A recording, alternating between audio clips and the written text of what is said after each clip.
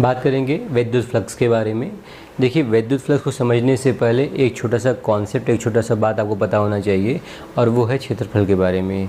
जो क्षेत्रफल होता है वो एक सदिश राशि होता है, एक वेक्टर क्वांटिटी होता है। और क्योंकि क्षेत्रफल वेक्टर क्वांटिटी है, सदिश राशि है, इसका मतलब ये हुआ कि उसके मान के साथ साथ हमें उसकी दिशा भी पता होनी चाहिए। अब यहाँ पर बात ये बनता है कि अगर मुझे क्षेत्रफल का दिशा पता करना है कि कोई एक वर्ग है, आयत है, सर्कल है, छल्ला है, कुछ भी ऐसा दिया हुआ है, और आपसे पूछा जाए कि बताइए कि क्षेत्रफल की दिशा किस तरफ होगी, कैसे पता करेंगे, तो उसका एक आसान सा तरीका होता है कि क्षेत्रफल के लंबवत एक रेखा बनाइए, एक सदिश बनाइए। जब आप क्षेत्रफल के लंबवत कोई एक सदिश, कोई एक रेखा बनाएंगे, तो जो आप सदिश यानी वेक्टर आप ड्रॉ करेंगे, वही जो है वो दिशा बताता है किसका, क्षेत्रफल का। जैसे मान लीजिए कि ये सरफेस है, कोई ये सरफेस हो गया, कोई प्लेन हो गया। अगर आपसे बोला गया कि इस सरफेस के लिए क्षेत्रफल की दिशा कहाँ पर होगी, डायरेक्शन ऑफ एरिया कहाँ पर होगा, तो आप क्या बोलेंगे, इसके लंबवत, इसके परपेंडिकुलर आप एक वेक्टर ड्रॉ कर दीजिए। जैसे मैंने ये वेक्टर बना दिया, वेक्टर मतलब सदिश। तो जब मैं इसके लंबवत कोई एक वेक्टर बनाऊंगा, तो ये जो वेक्टर होगा वही बता रहा होगा दिशा, किस चीज़ की दिशा, क्षेत्रफल का। तो क्षेत्रफल का दिशा पता करना काफ़ी आसान होता है। जैसे अगर ये सरफेस हो गया, जैसे बोर्ड है, बोर्ड मान लीजिए सरफेस हो गया, अगर आपको इसके क्षेत्रफल का दिशा निकालना है तो आप क्या करेंगे, इसके लंबवत, इसके परपेंडिकुलर एक वेक्टर बना दीजिए, एक सदिश बना दीजिए। जो आप वेक्टर बनाएंगे, जो आप सदिश बनाएंगे, वही क्या बता रहा होगा, दिशा, किस चीज़ का, क्षेत्रफल का। अब देखिए, हम लोग बात करते हैं फ्लक्स के बारे में। देखिए, जो फ्लक्स होता है वो बात करता है कि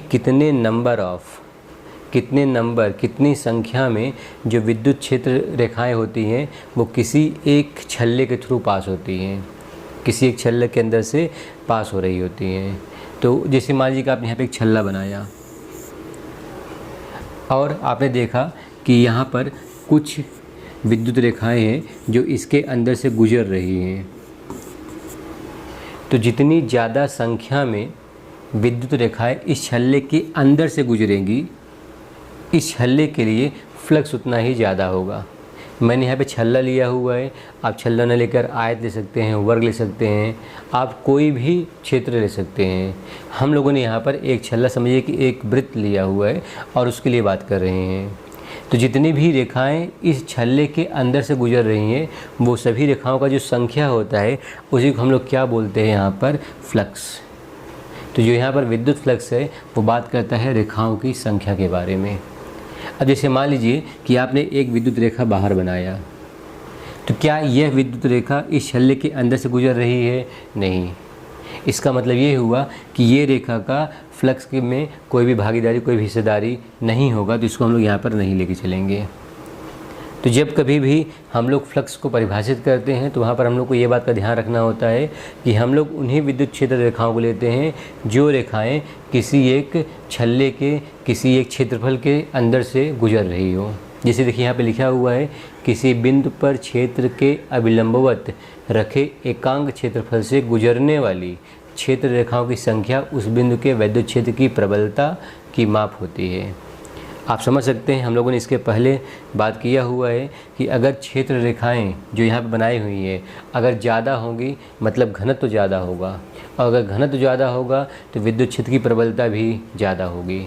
अगर क्षेत्र, जैसे मान लीजिए कि आपने यहाँ पर एक क्षेत्रफल बनाया और यहाँ पर कुछ ही क्षेत्र रेखाएँ हैं, अगर कुछ ही क्षेत्र रेखाएँ हैं इसका मतलब ये हुआ कि वो क्षेत्र रेखाएँ एक दूसरे से दूर होंगी।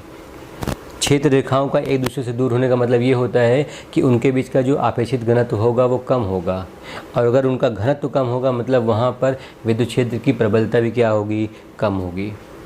तो विद्युत क्षेत्र की प्रबलता पता करने के लिए हम लोग क्या करते हैं, घनत्व देखते हैं क्षेत्र रेखाओं का। तो उन्हीं जो क्षेत्र रेखाओं की संख्या होती है उसी संख्या को हम लोग किससे बताते हैं, विद्युत फ्लक्स से बताते हैं। अब जैसे आप यहाँ पर देख सकते हैं चित्र में, यहाँ पर हम लोग यहाँ पर समझिए कि एक वर्ग या आयत है, और इस वर्ग और आयत में ये जो क्षेत्र रेखाएं हैं, ये क्षेत्र रेखाएं यहाँ से जा रही है और यहाँ से बाहर आ रही हैं। तो सभी क्षेत्र रेखाएं इस क्षेत्रफल के अंदर से गुजर रही हैं। तो जितनी ज़्यादा क्षेत्र रेखाएं यहाँ से गुजरेंगी उतना ही ज़्यादा क्या होगा, फ्लक्स होगा। अब यहाँ पर क्षेत्र रेखाओं के साथ साथ एक और बात आपको पता होना चाहिए, और होना चाहिए क्षेत्रफल। जिसे मान लीजिए कि आपने यहाँ पर एक वृत्त बनाया, आप वृत्त, आयत, वर्ग कुछ भी बना सकते हैं, आपने वृत्त बनाया, आपसे बोला गया कि इस वृत्त का जो क्षेत्रफल है वो है डेल्टा एस। तो मान लेते हैं डेल्टा एस जो है वो इस वृत्त का क्षेत्रफल है। अब अगर आपसे पूछा जाए कि इस क्षेत्रफल के लिए जो डेल्टा एस है उसकी दिशा कहाँ पर होगी, किस तरफ होगी, तो आप क्या बोलोगे कि जो इसका क्षेत्रफल है ये बीच का हिस्सा, अगर आप इसके लंबवत, इसके परपेंडिकुलर कोई एक वेक्टर, कोई एक सदिश बना देते हैं तो यही जो होगा वो क्षेत्रफल की क्या होगी, दिशा।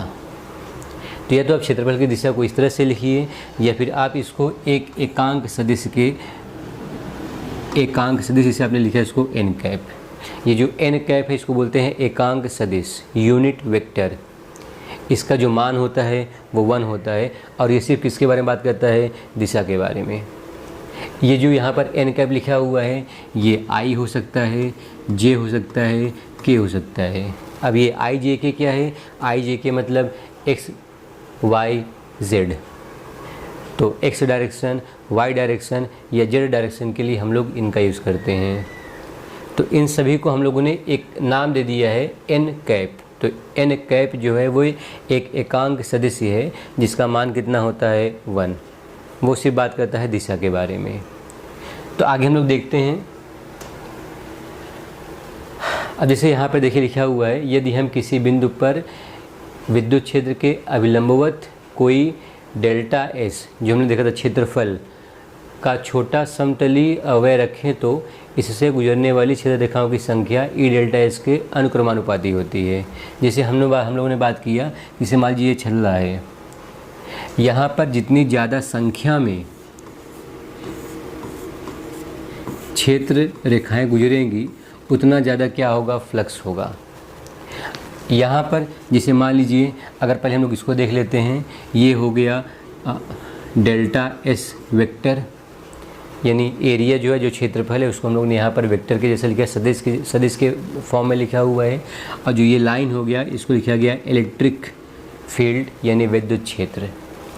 अब आप देख सकते हैं इस चित्र में कि जो इलेक्ट्रिक फील्ड की रेखा है और जो ये वेक्टर है एरिया का, क्षेत्रफल का, ये दोनों एक दूसरे के समानांतर हैं, पैरेलल हैं।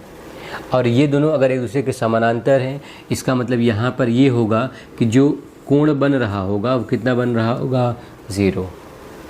जब दो सदिश एक दूसरे के समानांतर होते हैं तो उनके बीच में जो कोण बनता है वो 0 बनता है, जैसे यहाँ पर आप देखिए बन रहा है। और ये सभी क्षेत्र रेखाएं इस जो लूप यहाँ पर है, छल्ला है, उसके अंदर से गुजर रही है। मतलब यहाँ पर जो फ्लक्स होगा वो अधिकतम होगा। लेकिन अगर आप यहाँ पर उसी डायग्राम को बनाते हैं और मान लीजिए जो क्षेत्र रेखा है वो इस तरह से है, आप यहाँ पे देख सकते हैं जो क्षेत्र रेखा है वो एरिया के साथ, क्षेत्रफल की जो दिशा है उसके साथ लंबवत है।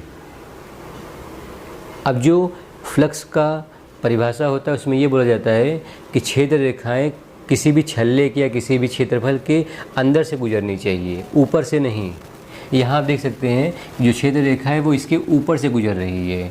अगर ये ऊपर से गुजर रही है इसका मतलब ये हुआ कि जो फ्लक्स की परिभाषा है उसको ये संतुष्ट नहीं कर रही है। मतलब यहाँ पर फ्लक्स का मान, अगर हम लोग फ्लक्स को फाई लिखते हैं तो फ्लक्स का मान कितना हो जाएगा, 0। और यहाँ पर देखिए कोण कितना बन रहा है, तो यहाँ पर कोण कितना बन रहा है, 90। तो ये दोनों चित्र से आप ये बात समझ सकते हैं कि अगर सभी रेखाएं विद्युत क्षेत्र की डायरेक्शन ऑफ एरिया, जो क्षेत्रफल की दिशा है उसके समानांतर होती है, मतलब अगर उनके बीच का कोण 0 बनता है तो उस केस में जो फ्लक्स होता है वो अधिकतम यानी मैक्सिमम होता है। लेकिन अगर यहाँ पर कोण 90 बनता है तो फ्लक्स क्या होता है, 0 होता है, न्यूनतम आप बोल सकते हैं यहाँ पर। तो यहाँ से हम लोग बोल सकते हैं कि अगर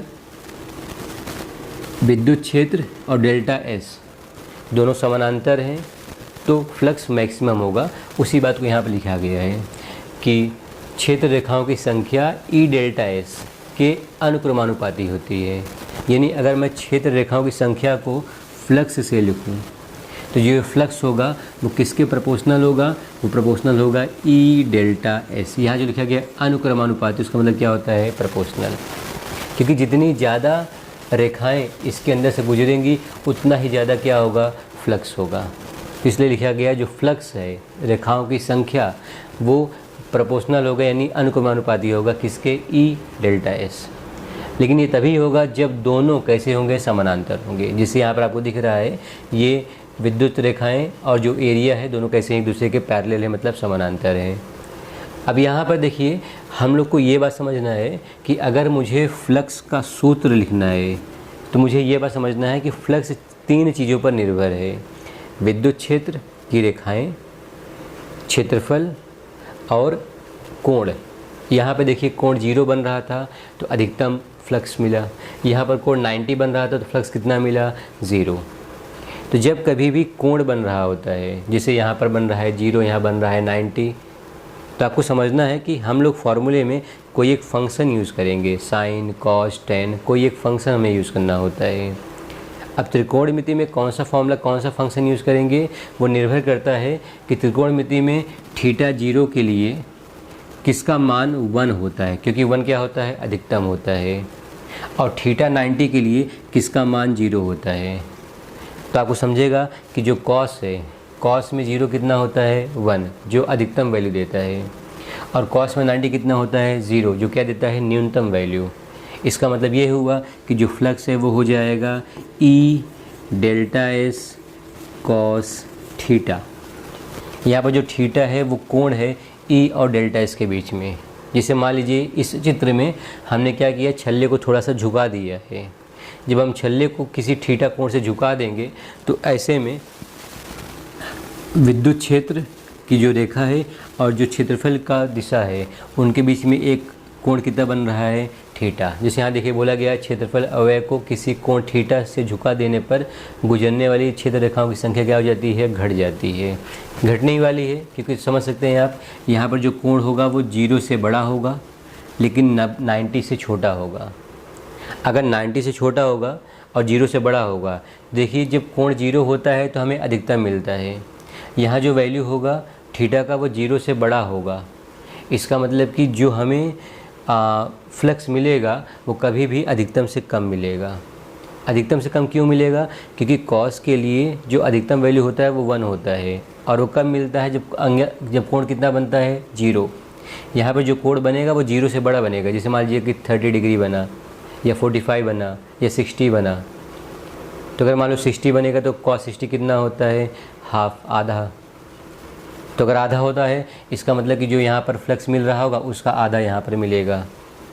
तो यही बात यहाँ लिखा गई है कि रेखाओं की संख्या क्या हो जाती है, घट जाती है, जैसे आप यहाँ पे देख सकते हैं। तो यहाँ पर दोनों सदिश, कौन कौन से दो सदिश, रेखाएं और क्षेत्रफल, इनके बीच का कोण कितना बन रहा है, थीटा। वही आप देख सकते हैं यहाँ पे फॉर्मूला में बना हुआ है ई डेल्टा एस कॉस थीटा। अब आप यहाँ चित्र में देख सकते हैं कि एक बड़ा सा क्षेत्रफल लिया हुआ है और इस बड़े से क्षेत्रफल में एक छोटा सा क्षेत्रफल लिया हुआ है जिसको लिखा गया है डेल्टा एस। तो डेल्टा एस जो है यहाँ पर एक छोटा सा क्षेत्रफल है, और उस क्षेत्रफल के लिए जो दिशा होगा उसके लिए देखिए आप यहाँ पर एन कैप बनाया हुआ है। तो जब भी हम लोग बात करते हैं फ्लक्स के बारे में तो हम लोग बात करते हैं कितनी ज़्यादा रेखाएं किसी एक क्लोज्ड, कोई एक बंद लूप है उसके अंदर से गुजर रही हैं। लूप, सर्कल, स्क्वायर, ट्रायंगल कैसा भी हो सकता है, वृत्त हो सकता है, आयत हो सकता है, वर्ग हो सकता है, त्रिभुज हो सकता है, लेकिन ये बात ध्यान रखना कि वो हमेशा एक क्लोज्ड होगा, इस तरह से नहीं होगा, पूरा बंद होगा, एक तरह से लूप होगा।